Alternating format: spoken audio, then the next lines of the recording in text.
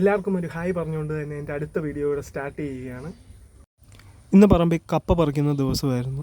അപ്പോൾ നമ്മുടെ കയ്യിൽ നല്ല ഫ്രഷ് കപ്പ ഉള്ളത് കൊണ്ട് തന്നെ ഒരു കപ്പ ഉലർത്തിയത് എങ്ങനെ ഉണ്ടാക്കുന്നതെന്ന് കാണാം.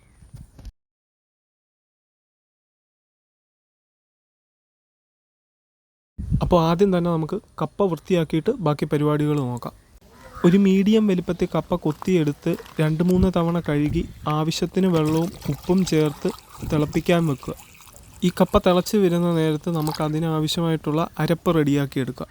ചിരകിയ തേങ്ങ അരമുറി, 4 വെളുത്തുള്ളി, 3 ഉള്ളി, 3 പച്ചമുളക്, 1/4 ടേബിൾ സ്പൂൺ മഞ്ഞൾ പൊടി.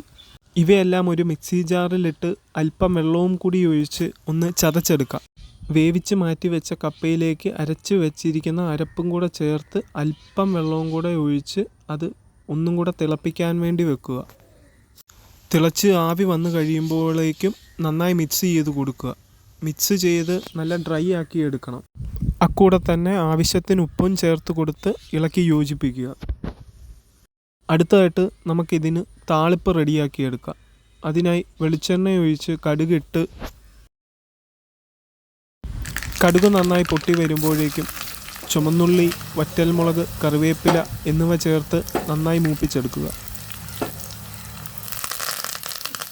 ഇപ്പം ഉലർത്തിയത് കപ്പയിലേക്ക് ചേർത്ത് കൊടുത്ത് നന്നായി മിക്സ് ചെയ്ത് കൊടുത്തു കഴിഞ്ഞാൽ നമ്മുടെ കപ്പ ഉലർത്തിയത് ഇവിടെ റെഡി ആയിട്ടുണ്ട്. ഇനി കപ്പ മേടിക്കുമ്പോൾ ഈ റെസിപ്പി ഒന്ന് ട്രൈ ചെയ്ത് നോക്കി അഭിപ്രായം പറയുക. Thanks for watching this video. പുതിയ വീഡിയോസിനായി ചാനൽ സബ്സ്ക്രൈബ് ചെയ്യാൻ മറക്കരുതേ.